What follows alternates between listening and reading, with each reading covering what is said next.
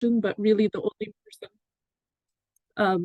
only way you can get truly customized legal advice is by speaking to a lawyer or paralegal. Just a tiny bit about our clinic. We do help people in multiple areas of law. One of them is income maintenance, a major one. So people who are, for example, appealing ODSP refusals, employment, if you've been let go in circumstances that are unfair, or if you're experiencing some kind of problem at work. We also have housing, which is people generally trying to maintain their housing and not be evicted or to lose their lease. And then what I do, which is immigration. And most of our work in the immigration part is not economic, but it does touch a little bit on that. And that's mostly what we're going to be talking about today. For people who qualify, and that includes a financial assessment and a merit assessment and a geographical assessment of being in our catchment area, one of those 3 cities. The clinic can help you either with summary advice or up to representation. How can you contact us? By phone. We also have a website where you can submit your query by web form. Or you could come to our office. We have 2. The main one is at Frederick Street in Kitchener, and we also have a satellite office in Cambridge. The Cambridge office is open every day, but there's only 1 staffer there, so it may not be somebody who is versed in your area of law. It's probably better to phone in first if you want to come to the Cambridge office. So, an overview of today's presentation. I was told that these are 5 areas that the community often has questions or inquiries about. So we're going to go into them one by one. Some are shorter than others. The first one is, how do you get a work permit if you're in Canada as a visitor? The second topic we'll be talking about is extending work permits. The third one is PR pathways for international students. Then we're going to talk about postgraduate work permits, who's eligible for them and who's not eligible for them. And then finally, we'll also talk a little bit about refugee claims, who can make them, what's the process, etc. So the first question, can I get a work permit if I'm visiting Canada? So you can, but the main way is through the Temporary Foreign Worker Program.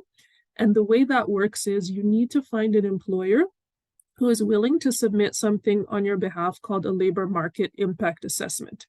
So the government of Canada, they, try to give priority in the job market to Canadians and permanent residents. So if an employer wants to get people from outside, they have to prove to the government that they can't find people here, that they did give priority to the local labor market, and they couldn't find the right people, or just people are not interested in that job. So there is a whole process where they have to advertise the position, they have to document who applied, they have to document why the people who applied were not suitable for the job, or they didn't ultimately get hired, or they didn't have the right skills. And then they submit that application, and if it is accepted, then they can apply. The person who they have in mind can then apply for a work permit based on that. If the LMIA process is not successful and they don't get approval, then unfortunately, step 2 of applying for the work permit can't happen. Are there any questions about that? No? Okay. So the second question was, how can I extend a work permit? And this is very much dependent on what kind of work permit a person already has. So some are extendable and some are not. Hello, sorry. Yes. Sorry. Yeah, sorry I just want to ask this question. How long does it take, my name is Kingsley. My question is, how long does it take LMI to be approved in the system, in a situation whereby it's showing queue for assessment? How long does it take for the officers to approve make their decision? If you I have any actually idea. I don't know that off the top of my head. So approval, processing times are things that change always depending on what the load is at whichever government office is doing it. So there's no fixed number. I don't really know what the latest is, but I would say probably from what I've seen in the past, it was like in the range of a couple of months. It could be more that like that. It's very time dependent. But Okay. it also, sorry, go ahead, Kingsley. No, I just want to, because I had Hmm. an experience sometimes Hmm. that I submitted LMI 2 times, and I could Okay. see that the period of response wasn't that long, Hmm. and I was provided with some couple of options, things I need to do. But the last time I submitted, the application is still showing on a queue for assessment. So I don't know Hmm. if you have an idea. So that was the reason Yeah. why I asked that. Yeah, I'm sorry, Kingsley. I don't know what the latest numbers are. Yeah, it all right. Okay, no problem. You can go ahead. Yeah. Thank you. So how can I extend a work permit? Like we were saying, so it really depends on what kind of work permit a person currently has. So if you did get a job through the LMIA process, you can't extend it. You could just get a new work permit. So if your employer wants to keep you on, um, then they could apply for a new LMIA and then you can apply for a new work permit based on that. For students who have finished a program in Canada and then they get what's called a postgraduate work permit, those are not extendable either. The only exception is if you got less than the time you were entitled to because your passport was expiring, then you can get that time added. So let's say you were entitled to a 3-year postgraduate work permit and your passport that you had still had 2 years on it, then you can apply to get the extra year when it's close to ending. But you can't actually extend the postgraduate work permit beyond your maximum entitlement.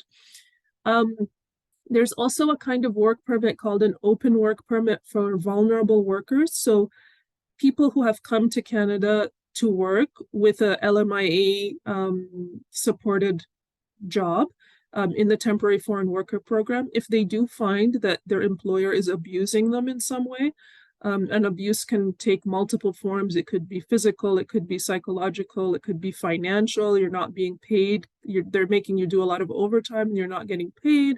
You're being disrespected at work. You're being assaulted at work. You're being put in very unsafe working conditions without proper training or proper equipment. All of those could be forms of abuse. And you can apply for something called an open work permit for vulnerable workers. So it gives you the chance to get away from that abusive employer and to be able to work for anybody else. Usually those are given for about a year, and you can't extend them either. The final kind of work permit that is typical are those for refugee claimants and protected persons. So if you've made a refugee claim, you're allowed to apply for a work permit. If your refugee claim is accepted, you also can have a work permit until you become a permanent resident. So those are all extendable until you become a PR and you no longer need a work permit at all.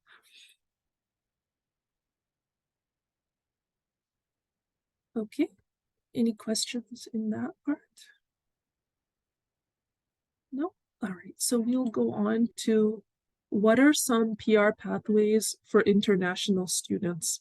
So in the past, the very common and normal way for people who studied in Canada to become permanent residents was to go through what's called express entry, and specifically to try to qualify for permanent residence in the Canadian Experience class. So once you graduated, you got that postgraduate work permit, you worked in Canada for at least a year, and then you would be qualified for Canadian Experience class. And what you do is you place a profile in the Express Entry system. So Express Entry is basically a portal that the government created to try to have everybody who is interested in permanent residence in one place and to give them scores and then to just rank them based on their scores and take the best people, or the highest scoring people. So people would get scores based on their age. Of course, younger is better. It's a very ageist system. Education, of course, the higher the better. If your language skills are high, you would get a lot of points for that. And especially if you speak both English and French, there's points for both. And then work experience. And work experience in Canada and outside of Canada can count. And if you're married, of course, your spouse's education and language counts as well. So like we said, you make this profile, the system generates a score, and then every little while, IRCC goes into that pool of people and it invites the top candidates to apply. So I write here IRCC periodically goes in, periodically because they don't have a set rule for how often they do one of these draws. In the past, there used to be one roughly every 2 weeks, but once COVID came, they just like suspended them for a long time, and now it's quite random. And also the number of people they invite in every draw has also varied. So it used to be about 3,000, 3,500. The more recent ones have been only about 1,000.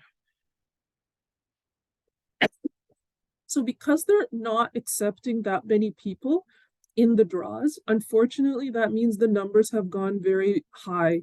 So in the past, if you had a score in the 400s, even 450, 440, those were competitive scores. You would have a chance to be accepted. In the more recent periods, they're in the mid 500s, which is very difficult. Like I'm not sure if any of you are familiar with the CRS tool, but there is a website the government has, and I can link to it if people want, where you just basically fill out a questionnaire that says like, how old are you? Are you married? Is your spouse coming? What's your education? How much work experience? And then it shows you what the score would be in the express entry system. To get 550 now is very difficult, even if you have a PhD from Canada, even if you're 30 or less, even if your English is perfect. Unfortunately, in this current time, this has become extremely competitive. So what are some of the possible ways that you could try to increase this score? One of them would be to get a provincial nomination, and we'll talk a little bit about that. You would get an extra 600 points. Another way is if you had a job offer through the LMIE system. So say after you graduated, you had your postgraduate work permit, which is an open work permit. It lets you work anywhere. And your employer really liked you. And they might be willing to do the LMIA in order to give you points for express entry. If it's a management kind of job, a really like high level job, which is known as Tier 0 or National Occupational Classification 0, you get 200 points. If it's a lower level job, but still qualifying, one that requires college or university training, you would get 50 points. So 50 points is good. 200 points is better, but it all helps. And then there's also, for people who are in skilled trades, for example, plumbing, construction, electrical work, there are some programs where you could get certified and then you would get extra points. And usually the draws for skilled trades take a lower score anyway. So there's some hope in those. So we spoke a tiny bit about provincial nomination programs. Every province in the country has some control over its immigration process. So there's a larger federal one. That's what I do mostly. But every province has local needs. And so they're allowed input into the immigration process. And the way they do it is by either opening pathways for people who have particular skills that they want, or by helping people in the express entry system who have particular skills that they want. So we'll just talk a little bit about the Ontario one. I don't actually work in this area, but I thought I'd read up on it a little bit today just to be able to give you an overview.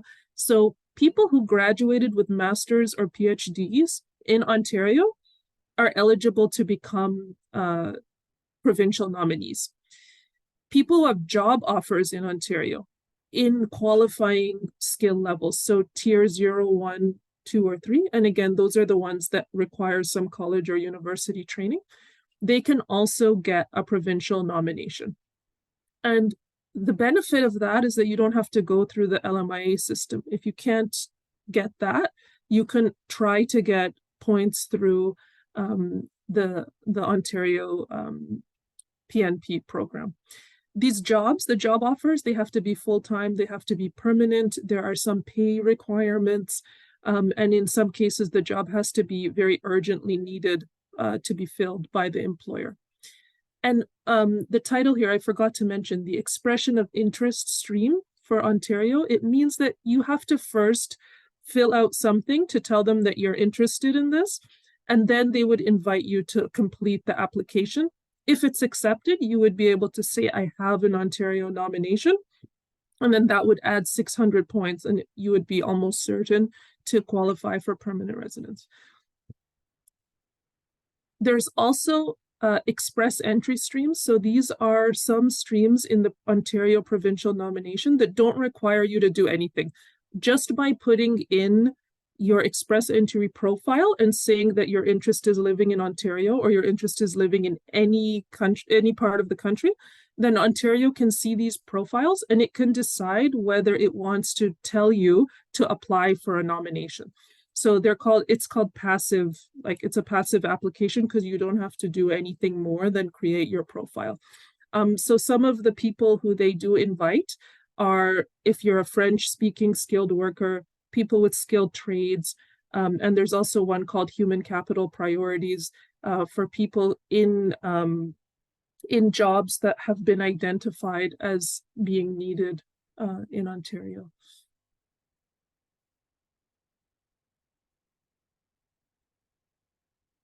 Okay, so that was our like overview of PR for international students. If you want to look at other provinces, there are some websites that I can also send links to that help you see whether you might fit into the requirements in other provinces.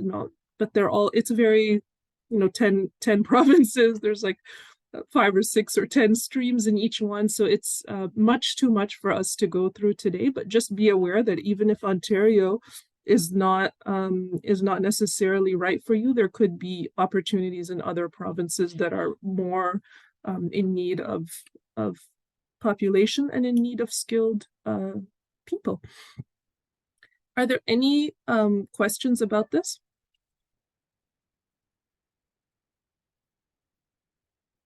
Okay, so we'll save those for the end then. Number 4, how do you obtain work experience in Canada after graduation? So if you have come to Canada to study, you can get what's called a postgraduate work permit once you're done your program. But there are some requirements for you to be able to get this postgraduate work permit. So you have to have graduated from what's called a designated learning institution. So it has to be an institution that immigration accepts and it considers, bona fide and like a accredited place. It can't just be like a private school that the government doesn't have any input in. And the program has to have been at least 8 months long. Can't be shorter than that. You couldn't have taken any breaks, so you have to have studied full-time unless you had an authorized leave. So the leave has to be something that you told the university or the college about and they accepted it. And it also can't be more than 150 days. So 5 months would be the maximum authorized leave that would allow you to still get your postgraduate work permit. The duration of the work permit is usually matched to the length of the program. So if you studied for 1 year, they would give you like a 1-year postgraduate work permit. If you studied for 2 years, usually they give you a 3-year postgraduate work permit. If you studied for 4, it's still 3 years, the PGWP. So 3 is the maximum. And there's going to be some changes soon with the announcement the minister made this week that coming starting next September. So master's graduates, even if their program was shorter, they can still get a 3-year postgraduate work permit. So some master's programs, for example, are 1 year. They haven't given full details, but they just said all master's graduates can get a 3-year postgraduate work permit. Like we said, so a postgraduate work permit is not extendable. You just get it once in your lifetime. It can't be renewed. It can't be extended. It can only be supplemented if your passport didn't have the correct amount of time on it. What are some other exceptions, like who can't get a postgraduate work permit? If your course was just English as a second language or French as a second language, you wouldn't qualify. If your course was not actually a degree program, but it was just like some self-improvement or general interest courses, if the place that you studied, even if it was physically in Canada, was not a Canadian institution, so it wasn't a designated learning institution, and if the majority of the program was distance learning, so if like most of it was just e-learning or by correspondence or online, that could mean you wouldn't get the postgraduate work permit. What are some other requirements? So you need to be in status when you apply. You can't have let your study permit expire and you didn't apply for either for an extension or a visitor visa to maintain status. You also need to have applied within 180 days of completing your program. So 6 months from the time that you graduate or get your transcript. And a good thing to know about it is that it is an open work permit. So you can work anywhere with that. But like we said, if you're trying to angle for permanent residence, you need to make sure that what you work in is at an appropriate skill level. So that would be NOC 0A or B, or tier 0, 1, 2, or 3. So I'm assuming that people are familiar with NOCs and tiers, but just in case you're not, it's like the government makes this big database of all the jobs in Canada, and then it classifies them according to the skill level. So in order to qualify for Canadian Experience Class, you have to have a minimum skill level for the work that you do in Canada before you can get PR.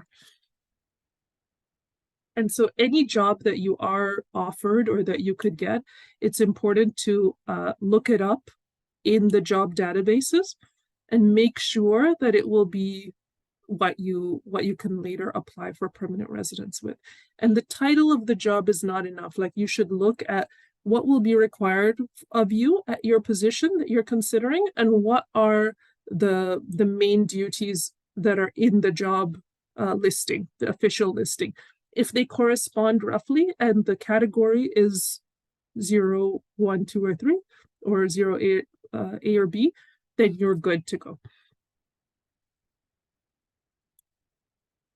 Oh yeah, I just explained this. So even though the postgraduate work permit is an open work permit, not all work experience counts for permanent residence.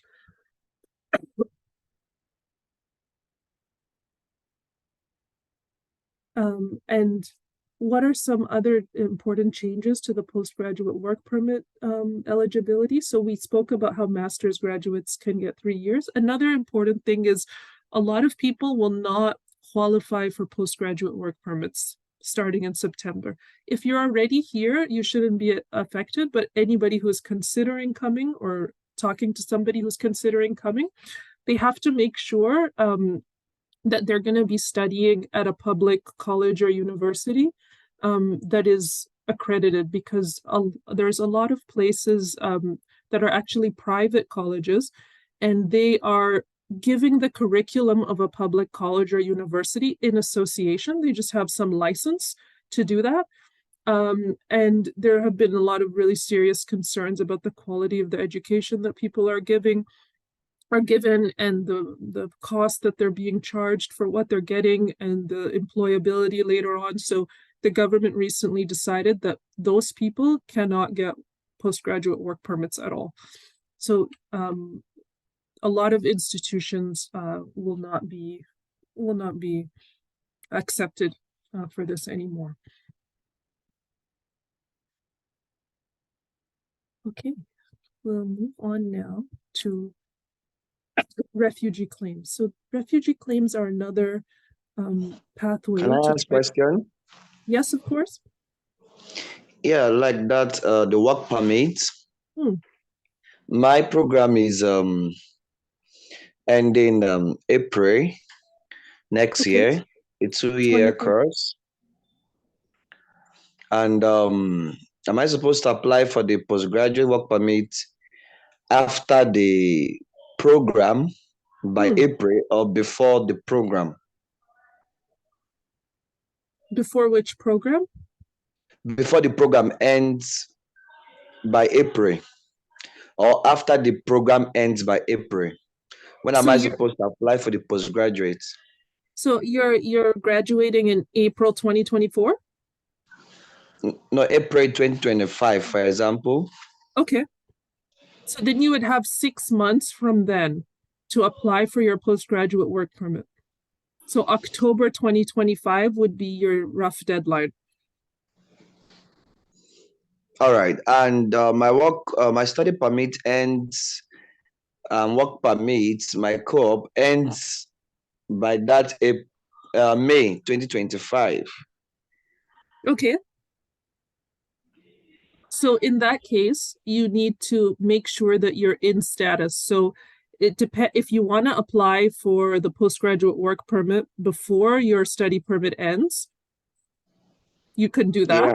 If not, you can apply for a visitor record to stay in Canada as a visitor and then still apply for the PGWP before October. Okay. Mm-hmm. All right. Thank you. No problem. Hi. Hi. My name is Juliet. I have a question. Go ahead. Okay, so my question is related, closely related to what he just asked. So mine is I came with my husband. So but I'll be finishing my program this year in August. And I think my student permits ends in around November, but my husband's zone is October. So my husband was actually given an open work permit when he came in. So my question is, when I'm applying for my postgraduate work permit, am I supposed to do like a sort of renewal open work permit for him or what? Just a second. Can you so you're finishing your program in August 2024? Yeah. And your study permit ends in November 2024? Yes. And your husband's open work permit ends at the same time? October. Okay. So in that case, you should apply for your postgraduate work permit before, like don't wait until November when he's done his status. So apply before his is done. Okay. And then he should also apply for an extension. Okay. But so just so like around what time are we supposed to apply? So it should be like, a few weeks before his is finished. That will be within the proper window for you for the 180 days and also within the proper window so you're in status. But the thing to know also is, and I'm not sure, I can't remember it off the top of my head, but his getting an open work permit, his actually getting the extension is dependent on you having a job at a certain level. It's not an automatic thing. Let me see if I can try to find this fact quickly.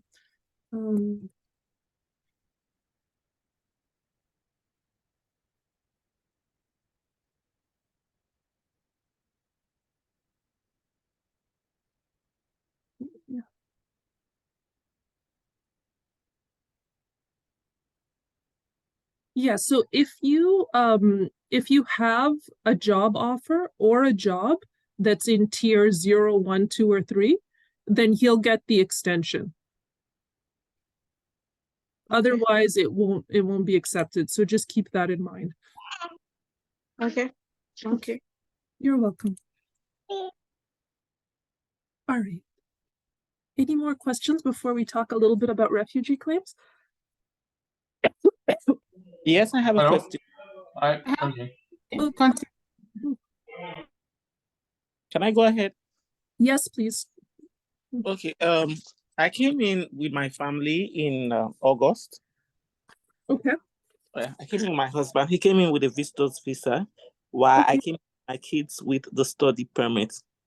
I got into a course in Conestoga, and it's supposed to be a 2-year course. Okay. Program. So I decided to go with 1-year program, do another program to make it 2 years. Okay. So I want to break it into two different courses right now.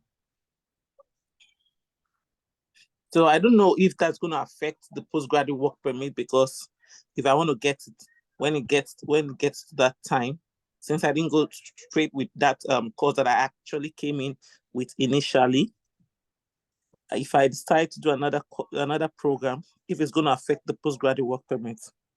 So wait, so I didn't follow that perfectly, Joyce. So you came doing a 1-year program? No, I came doing a 2-year program. Okay. But when I got in, I decided to go for 1-year program. Okay. That I was going to do another 1-year program again, so making it 2 years. So I don't want to go ahead with the original course I came in with. Okay. So I want to know if it's going to affect my if it's going to affect the postgraduate work permit, because I'm thinking of getting another course from the college, and the college have accepted to offer me another program. So did you just leave the 3-year program? Did you take a leave from that before you started the 1 year, or what happened? No, when I got in, I started a 1-year program for global business management. Okay. So, and it's going to end, that's a 1-year program. So it's going to end in April. Okay. So I'm thinking of getting another program in September, so that I'll be able to make it a 2-year program the 2-year offer that I have. Because I have a 2-year study 2-year study permit. So, but what I wanted to understand is what was the 3-year program you were taking first? No, it was a 2-year program. I came in with strategic global business, which is a 2-year program. Okay, and did you take a break when you switched to global business management? No, I didn't. So, did you complete any of the first one? The first one I'm going to complete in April. You will. So, no, but you said you had a 3-year program. No, a 2-year program. A 3-year program, not 3-year. I got a 2-year study permit. 2 years? Yes. Okay, so, but as soon as you came, you switched to something else. You didn't waste any time. No. Yes, I switched to another program, which is global business management. Okay, so there was no leaves, no breaks. No breaks, no. Okay, so I don't think that should cause an issue. But it would be, because your scenario is a little bit complicated.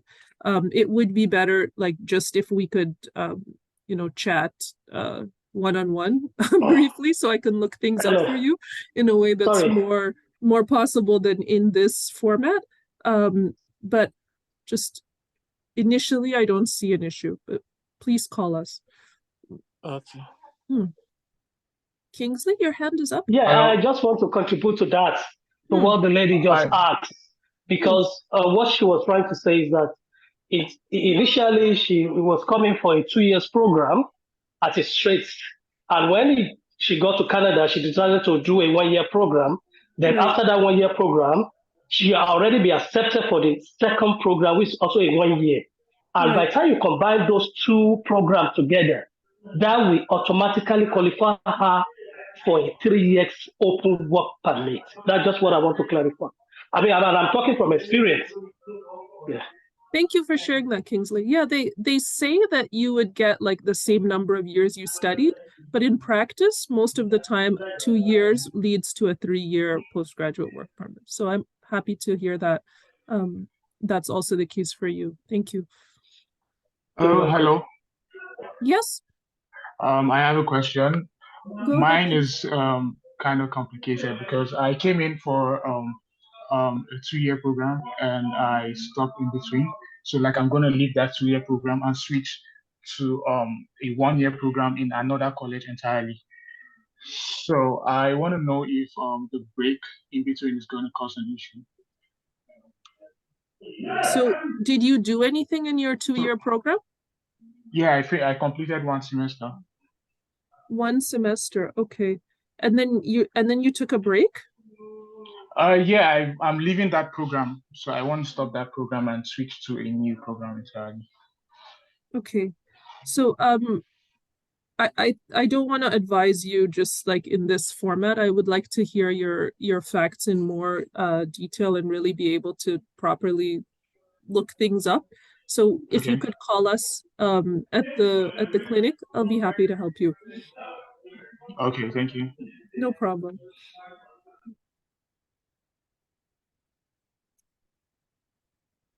Okay. Anything else? All right. I have a question on the chat, internet. Okay. I think this one is from DA. It says, for someone who completed 1 semester at a college and decides to change institution and have stayed the time of 150 days the RCC allows, do they still qualify? It's similar to those questions people have been asking too. Yeah. Do they still qualify for PGW after completing their program in the new institution? So it's almost the same question we just got about if you change, because there's I want to be 100% sure about the reporting requirements when you change your program or your college completely before I say something. So if it's somebody different than the one who asked the question verbally, please also contact us. These scenarios need a little bit more detailed. If I may add? Yes. The person said 1 semester. So the person hasn't completed 1 year. That's right.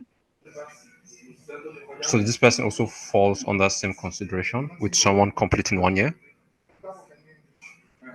Sorry. Because the earlier narrative was completing 1 year program. But this person completed 1 semester. Right. So but he hasn't yet taken a break. So he wants to just immediately switch. That's what I understood from you, DA, right? They've completed 1 semester and they have stayed for 150 days. Stayed for 150 days. Where? The situation is completed 1 semester and then decides to change the program to a new program in a different school entirely. Right. So what will happen to the PGWP depends on whether you take time off between them. Like, is one gonna just seamlessly lead to the other, or is the second program not related, or does that first semester just it's not a program that's related to the first one. So it's basically like abandoning the first program. Yeah, so you're starting again, basically. Yes, exactly. Yeah, so that's I don't want to just say something without proper research, because there's requirements when you change your program or when you change your university especially, and so for those more detailed individual scenarios, please contact us for like proper advice. Okay. Okay, thank you. All right, so now we'll talk a little bit about refugee claims, which is another pathway to remaining in Canada. Refugee claims, just for basic background, they're an application for protection based on either a risk of persecution if you're returned to your country, or a risk to life or a risk that you'll be tortured, or a risk that you will be subjected to cruel punishment. And just in the most basic terms, persecution means like serious violations of human rights. And they're based on one of 5 categories, either because of your race, or your religion, or your nationality, or your political opinion, or if you're not in any of those, there's something called membership in a particular social group. So not every kind of persecution or every kind of problem is addressed by the refugee claim, but if you have one of those as a reason why you'd be persecuted, or if there's a more general risk to your life or of torture, you can make a claim in Canada. As part of the process, you need to explain your story in a lot of detail, say like exactly what happened to you, who you fear, why you think there's a live threat right now. And then you would also need to show that the government can't protect you because, you know, the police are not going to do anything. It's the government itself, for example, that's persecuting you. And so obviously they're not going to protect you too. And you also would need to show that that risk exists everywhere in your country. So there's no place you could conceivably go where whoever is after you wouldn't be able to find you or wouldn't care to find you, and you could just live safely. Are there any questions about just the basic premise of refugee claims? No? Okay. So some things to consider before you make a refugee claim is that, unfortunately, this process requires you to cut official ties with your country. So you can never renew your Nigerian passport. You can never use your Nigerian passport. You can't go to the embassy to obtain consular services. You can't ever even travel there, at least until you become a Canadian citizen. If any of those things happen and they become known to Immigration Canada, you could lose refugee status if you did get it. Because the idea behind these rules, which are not really very logical, is that you know, if you do any of these things, it's as though you've returned to the protection of your original country. So if you are afraid, why would you use the passport of your country? Why would you go to your country? Why would you go to like some consular service or embassy service? So they require you to cut ties, unfortunately. The process in terms of refugee claims is that most of them require a hearing. There are some that are just accepted based on a paper application, your story and whatever evidence you provide to the Immigration and Refugee Board. But most of them will call people for a hearing, and there will be what's called a member there who is like a judge. They'll ask you questions to better understand the situation, and also they're testing, you know, the claimant, because they want to be sure that everything they say is true and everything they say is consistent with what's known about that country. So it's both an interview and a kind of test at the same time of credibility. And then in the final decision, they should be taking into account your testimony, any evidence that you provide. So for example, if you say, you know, I had a feud with someone at work, they wanted me to attend a political rally, and I was not willing to do that because I don't support the president. And then they started making my life at work very difficult. And then they, you know, kidnapped my child, and then they did this, etc., etc. So there could be some evidence that exists. There could be text messages. There could be other people involved who would be witnesses. There could be a police report. There could be medical reports from whoever was injured. Whatever evidence arises from your fact scenario, you would try to bring as much of it as possible before the board, and they would take that into account. And they would also take into account what's known about the country. So they have a whole package of documents, research about every country that people come from, news reports, human rights reports, and they look at that to see, is what this person's saying consistent with what is known objectively about this country? And if yes, of course, that counts in the person's favor. So who can apply for a refugee claim? So in general, anybody in Canada can, but there are some exceptions. So one exception is if you made a claim before and it was either rejected or abandoned or withdrawn, there's no second chance, like it's a once in a lifetime thing.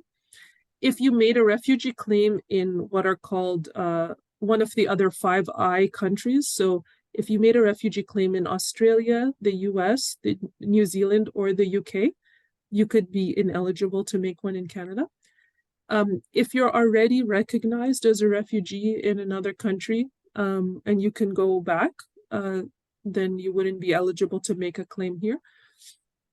If you came from the US through a land border and you don't have a family member in Canada, so there is something called the Safe Third Country Agreement between Canada and the United States, which says that whichever country someone arrives in first, that's where they should make their refugee claim.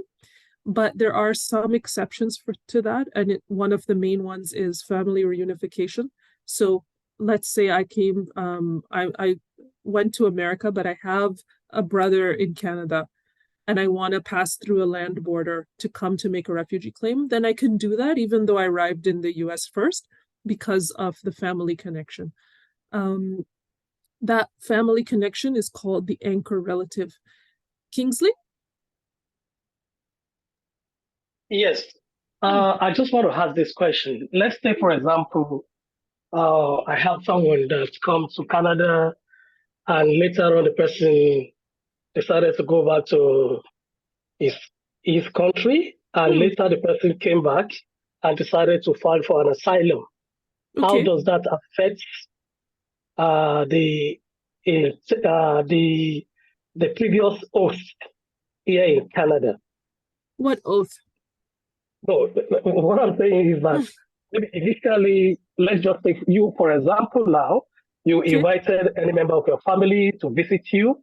Yes. And later on, they depart to their home country. But because of trying to avoid persecution, because they still have a visa, they later returned back to Canada and decided to file for an asylum. How does that affect you as a previous host? That you are the one that you've invited them into the country. You know, a lot of scenarios do happen. Like you wrote an invitation letter for their visitor visa. Previously. Yeah. And now they return back to their country and maybe their circumstances change. They decided to come into the country again and decided to file an asylum even without you knowing. How does that affect you? I mean, I don't think it would affect you unless there's some kind of pattern. Like if they see that one person keeps inviting a lot of people who end up making refugee claims, that could be a problem. But if it just happened to be that way once, and especially if the story is plausible, like you invited them for a wedding, let's say a family wedding, and the wedding really did happen. And then later on they had a problem and they returned to make a refugee claim. So like the facts line up, right? Like if so it doesn't affect you.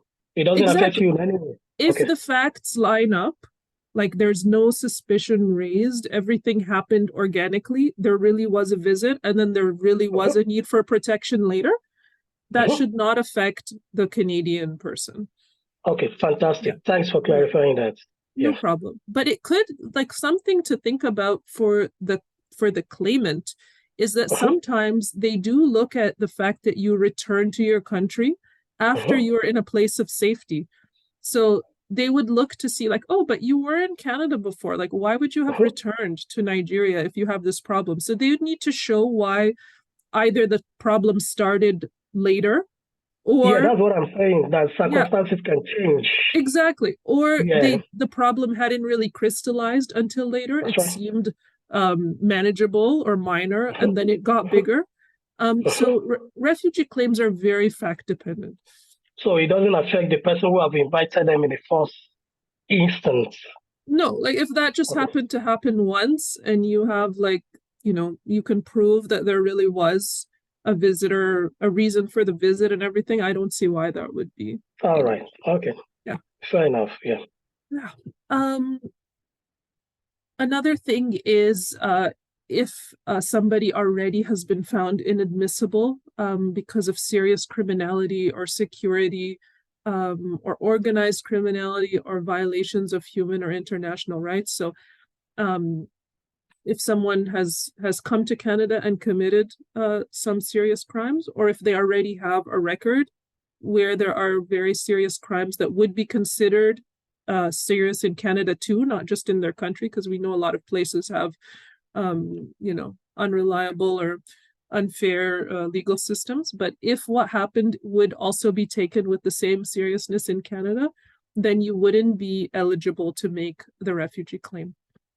Also, if someone is here and they already have a removal order, they can't make a refugee claim. So people in these situations who are not eligible to make a refugee claim, if they do have a risk still, there is something else called a pre-removal risk assessment, which they would give. And that's almost like a refugee claim, but it's most usually written only. There's much less of a chance that you would get into a hearing, although it can happen. If it doesn't succeed, it doesn't succeed. Like, you basically start at the end of the process. There's no appeal. There's only a potential judicial review, which is you can challenge the decision in the federal court. So what are the possible outcomes in a refugee claim? If it's accepted, you can apply for permanent residence as a protected person. So you become a protected person, and that's a basis on which to move on to PR. And then after you fulfilled the requirements for PR, you can later get citizenship too. If it is refused, most people can appeal a refugee claim that's rejected. And if the appeal is refused, you can do a judicial review. There are some categories of people who don't have an appeal at all. They can also go straight to judicial review. And what that means is that you make an application to the federal court, basically saying that this outcome is unreasonable. And a judge there would review it and decide whether they agree. And if they agree that it's unreasonable, they would send it back for redetermination by the original decision-making level. So the Refugee Protection Division or the PRA officer, whoever made the decision, not the same person, but the same organization would redetermine it. Go ahead, Kingsley. I see your hand is up again. Okay. Yeah. Another question I want to ask: what happened to someone that has been given a notice of removal, and the person has been issued a ticket to fly back to Nigeria, but at the same time they still have a humanitarian application that is yet to be decided. Yes. So how do we balance that one? Because the person has been given a ticket to return to Nigeria because the appeal did not go through, but at the same time they have an humanitarian application pending. So humanitarian application, unfortunately, doesn't provide a stay of removal. Like, you can be removed while that's in process. And if you are removed, it will still be processed even while you're outside Canada, even though it reduces your chances of being accepted, because like a major basis for a humanitarian is that you're established in Canada. And if they've removed you, then it becomes harder to get accepted, but they still will see it through. The only thing you can do in that case is what's called a stay of removal application in the federal court, where you try to convince them that this application it's been in for a long time, and they shouldn't be removed until it's decided. Those are hard to win. But I think the issue here now is a ticket have already been issued, and it make it very difficult for that the grant of stay remover to exactly. So if there's no time left at all, it may be. So is that the end of possible. So that's the end of the person, right? Yeah, like if the removal is that imminent, there is no like there stay of removals can be done on an emergency basis, but even then, like, the emergency usually is not like 2 or 3 days, like, you know, a couple of weeks or whatever, or a week is the minimum. It all depends on the days in the federal court where their hearing stays. So there's specific days where they listen to these kinds of cases. You need to be able to get in the docket for one of those days before the removal. Okay. Okay, thanks. I just want to add something. Thanks, Anthony. Kingsley, thanks for that question you asked. But what I would suggest though is, even if tickets have been bought, depending on the time, right? Like Anthony said, it's still good to try everything you can to see if there will be a stay order. Yeah, but I think the initial stage, what they said that if by the time the person go for signing and they give him a date that, okay, we're going to remove you on so day, then the humanitarian can step in and stop that date that this person still have an application ongoing, pending the determination. But by the time the person... It doesn't really work that way, except if they get that stay. Yeah, but the person got to the office to sign, then they just issue a flight ticket to Nigeria without any, and the timing is so short. They do that a lot. Yeah, well, the humanitarian, it doesn't provide a stay, but if it has been in process for a long time, it could be a basis for, you know, an argument for the stay. Like they submitted this already more than a year ago. There could be a decision anytime. That's one reason why it would be an irreparable harm for them to have to leave the country before it's decided. But it doesn't like, you know, stop removal outright. Okay, sorry. Is there a way I can also make a kind of contribution? Yeah. I think we should wait for Intinim to finish her presentation. Okay, all right. Oh no, we're in the questions section now. Okay. That was the next thing, so people can go ahead now. Okay. So just what I want to say, I don't know the situation of anyone on this platform. If you are in a process of maybe seeking an asylum, one thing I just want to encourage everyone to do, try as much as possible to establish yourself in the country. Don't depend so much on the benefits. Find a way of contributing, because these are things that are going to help you at the end of the day to file for your case. That what exactly are you bringing on the table? Are you also being impartial? Are you also contributing to the economy? Or you are just in here just to grab, take?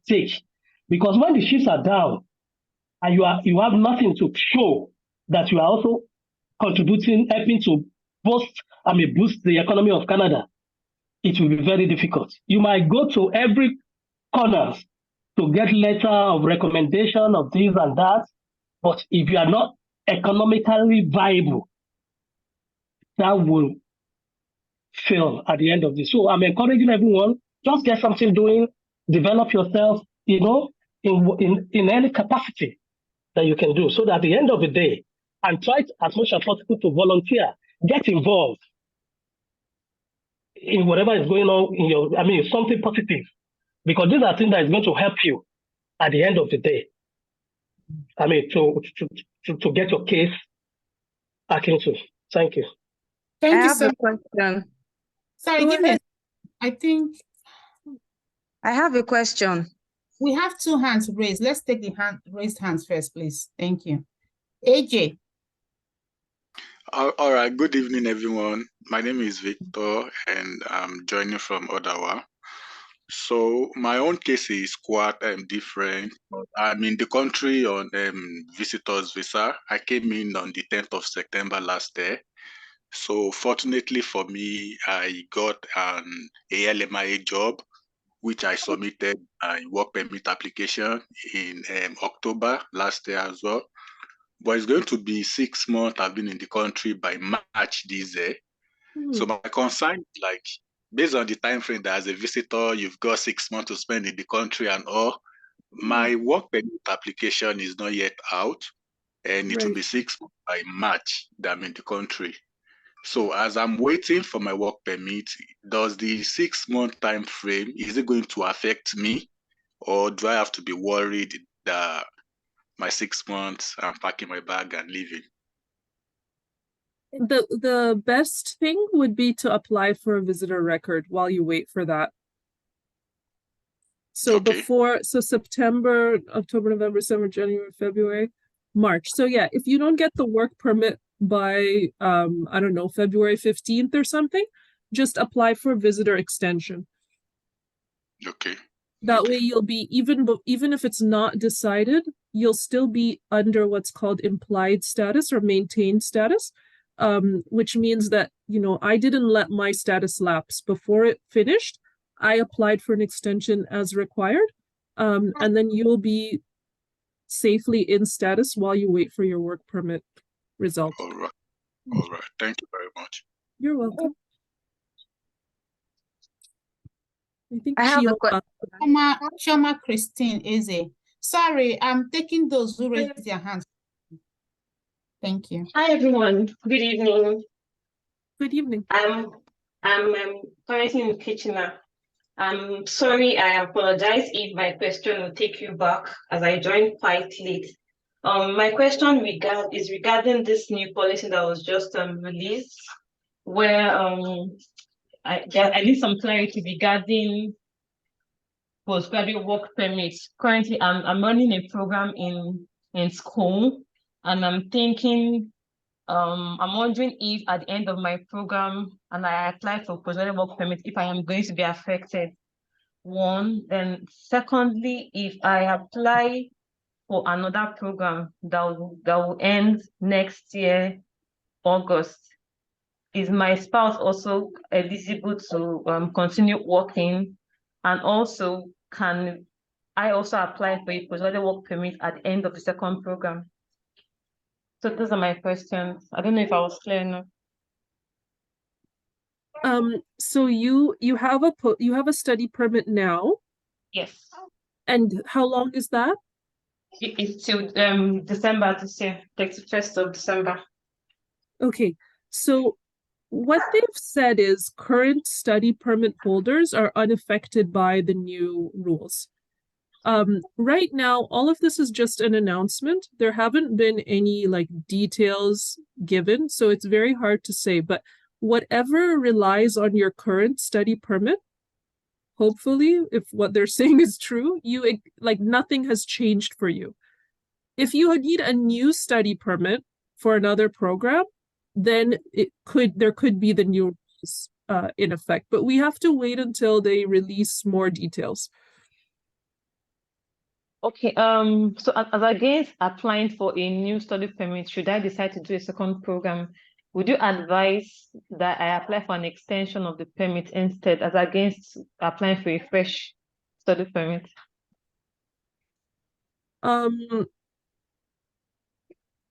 Potentially, but it's still Chioma. There's no, like, all of this will become clearer soon. I can't advise you yet. Like, well, as we said, nothing today is advice. This is all information. But what we know about the changes are still so you know, basic and unclear that I can't tell you, you know, what to do in the future. All I can say is they've said that if you hold a study permit now, the same rules will apply. What will they say about extensions? Hopefully that will be clarified soon versus new permits. We have to stay tuned for that. Thank you. You're welcome. Okay, someone has been trying to talk. I can't see the person. Please, you can speak up now. Thank you. Yemi, I think, was the third one. Yes. Can you hear me, please? Okay. Yes, we can. I came in. Good evening. My name is Yemi. I came in last year, July. Okay. My application is under my husband's application. He was a student, so I applied for spousal open work permits. Okay. So I was being given 1 month to come into Canada. Okay. So we came in July 28th. We came in July 28th. So By July 30th, I applied for an extension. The extension, yes, I applied for an extension because my husband has already applied for his postgraduate work permit. Sorry, why did you said you came on July 2023? Why did you apply for an extension on July 28th? I said my visa expired in July. I was being given a month. You mean the counterfoil in your passport? Yes. Okay. And then you came? It will expire in July 31st. Last year. Last year. Okay, And I came in July 28th. Okay. So I applied for an extension on the 30th of July last year. Why? Did they not give you the spousal open work permit at the border? No. I was just stamping for the few days that was remaining on the passport. So the immigration officer that attended to me asked me to apply for an extension. I'm very confused. So usually, like that sticker they put in your passport, when you come, you get a minimum of 6 months if you're a visitor. If it's for study or whatever, they issue the study permit or the work permit at the port of entry for whatever time is authorized. Why did you need an extension? I was just given 3 days. Was your passport about to expire? Is it that you didn't? Not the passport, but the visa. The visa is about to expire. Yeah? Sorry. Did you receive your open work permit? Yes, I did. For how many months? A month. Oh, okay. For only a month? Yes, due to my husband's application for schooling or so. Yeah, it will be based on that. So he had only 1 month left before you were approved. Yes. That's why, yes. Okay. Yes. Okay. And we've applied over 6 months before IRCC responded to me. So prior to when they responded, his own application will expire in a month. So they gave me a month. Okay. So then when I came in, I applied for an extension. All right. And they gave me a feedback in November that I did not upload my husband's employment letter. Yeah. Because he has been given a postgraduate work permit. Right. And by then, I was out of status.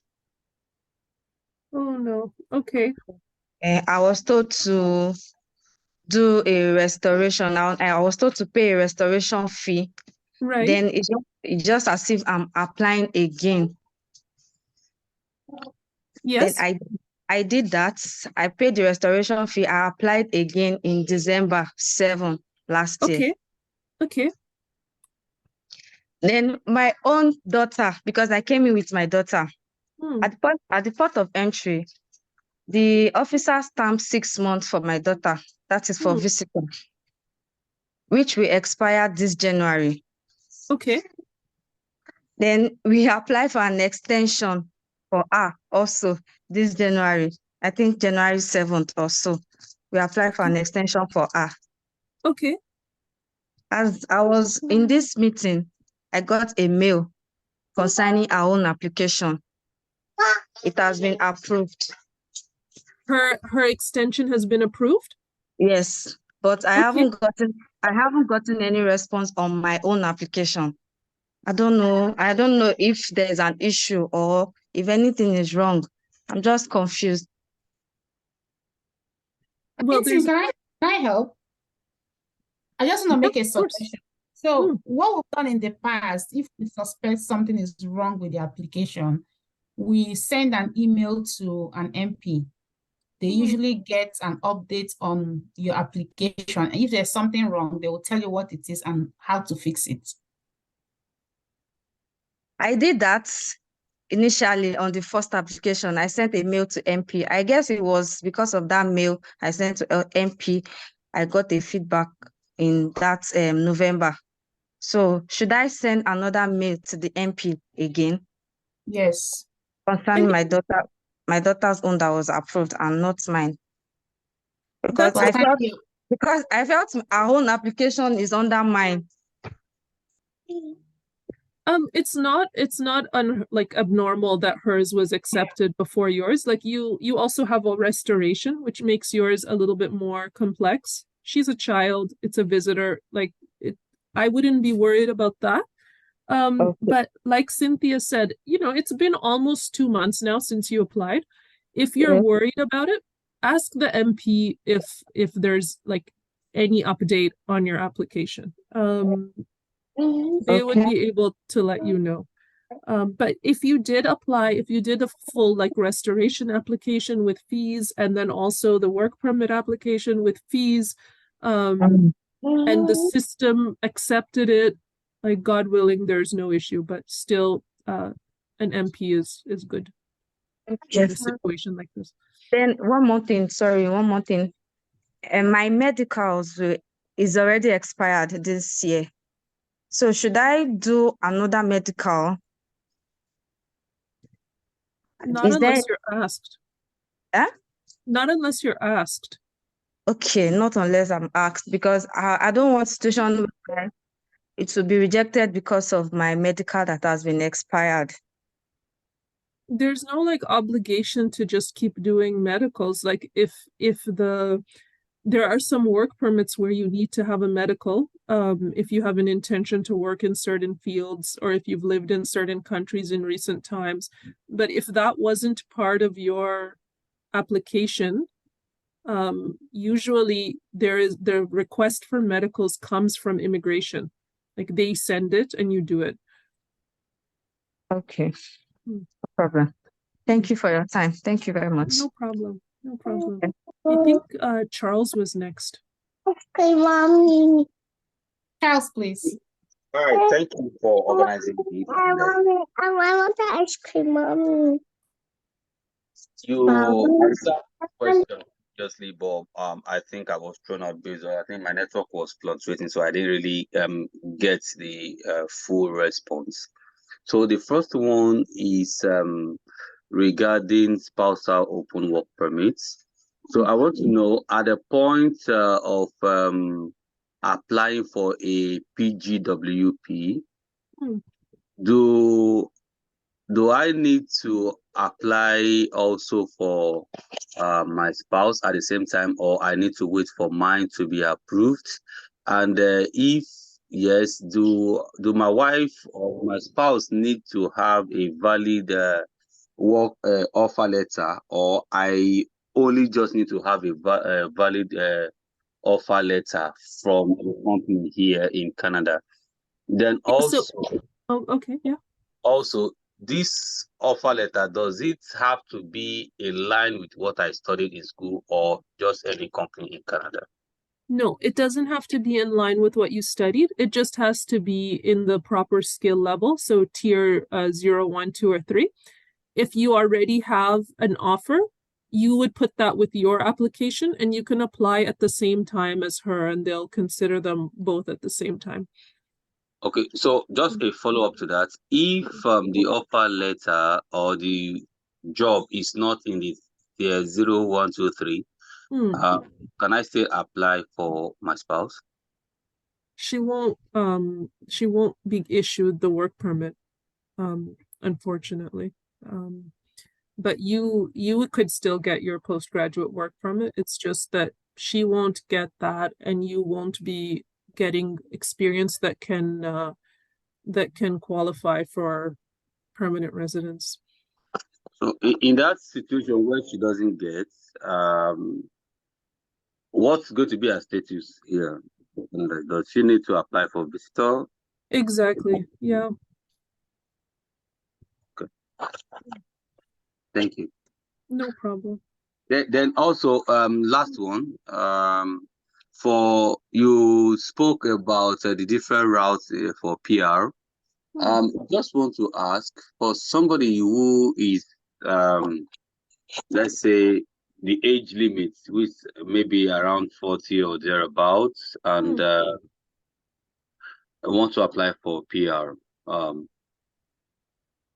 what will you advise is the best route? Should it be an open PR application, or should it be a PNP? And would you advise such person to leave Ontario, which is more competitive? So I just want to get your own opinion on that.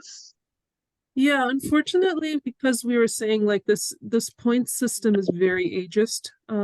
If you're 45, then you get no age points. I think it's about 100 points that you lost. I don't remember off the top of my head, but there's a very high number of points that are gone. In the current environment, the way to make up for that would have to be either through a provincial nomination or an LMIA job offer, especially if it's in a very professional role. You can try to make up for that. I can't advise somebody to leave the province, but if there are provincial programs, again, I don't know them all, but I know that smaller provinces probably have more lenient requirements. So that could be a way to overcome that problem. It's definitely something to consider. Thank you. No problem. Okay, before I take the next hand raised, I have a question on the chat. The person says, if your study permit expires a month before the study is completed, should he complete the school, so the 1 month remaining of school without a study permit, and just apply for study work permits? No, apply for an extension first.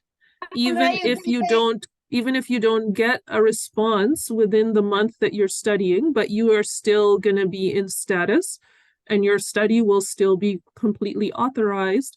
And then once you're done, apply for the postgraduate work permit while you're in status. You'll be fine. Thank you very much. So I have to leave at 5:30, but let's go.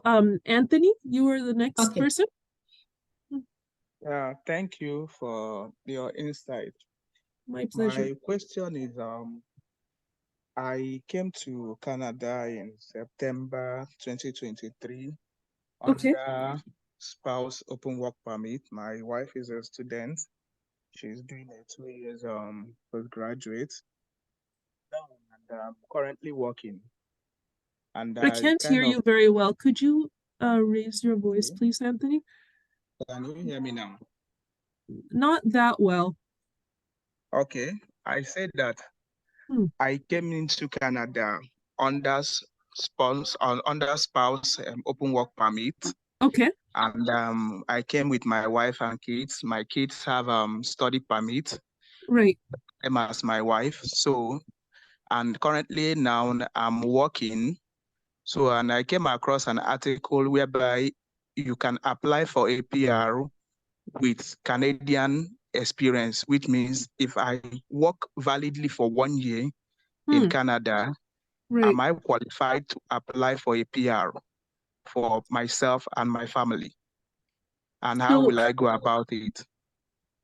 So it's not, so with 1 year of experience and with a certain language level, you can apply, you are qualified to apply for Canadian Experience Class, but whether you'll have enough points to be competitive in the pool is a different thing. So let's say, it's analogous to, let's say there's a university program that says that the minimum applicants have to have a 75% in high school, for example. So a lot of people will have that. And so let's say 5,000 people apply, they all have 75 or more, but the program only takes 1,000 people. So they're going to take the top 1,000, which may end up meaning that the people who really get in have 85 or 90%. So that's kind of way to explain the express entry system. You can meet the minimum requirements, but then you still need to be competitive in the point system. So right now, what we were saying is that the point system is looking for very high numbers. We are hoping that it comes down, because really otherwise this program is going to be meaningless for most people. It's unusually high now, but technically you would be qualifying. You can make a profile and just leave it in the pool in the hopes that the numbers go down. But you could also be looking at provincial possibilities or job offers that might be, helpful in boosting your points. Does that make sense? Yeah, it does. But the provincial one, I don't really understand about the provincial one, and how am I going to go about that route? Yeah, so that was we didn't go into it in extreme detail today, just because there's more than 100 programs in the country that are provincial. But if you have an employer who is willing to make a job offer for you, they can try to do that either through the LMIA stream or through the Ontario stream, depending on what the work you do is. There's not really the time for us to analyze this in full detail. And if the employer is supportive, it could be possible for you to have a serious boost in your points, like one way or the other, either through LMIA or Ontario PNP. Oh, okay. Thank you very much. I appreciate it. You're very welcome. My pleasure. Okay, we are so sorry. Intimate, you say you have to leave at 5:30. I do. Yes. I too have to leave at 5:30. I am so sorry. Put in our phone number on the chat. Please call us. And Intin will be happy to help you. Thank you so much, Intin, for taking You're your very week. welcome. Thank you for inviting me. I appreciate it. Taking your weekend to help us here. We really appreciate your presence and everything you've told us today. Thank you so much. And thank you everyone who joined us. Thank you for asking questions and thank you for participating. All right. Have a good weekend, everyone. Bye. Thank you. Bye. Bye. Bye. Bye.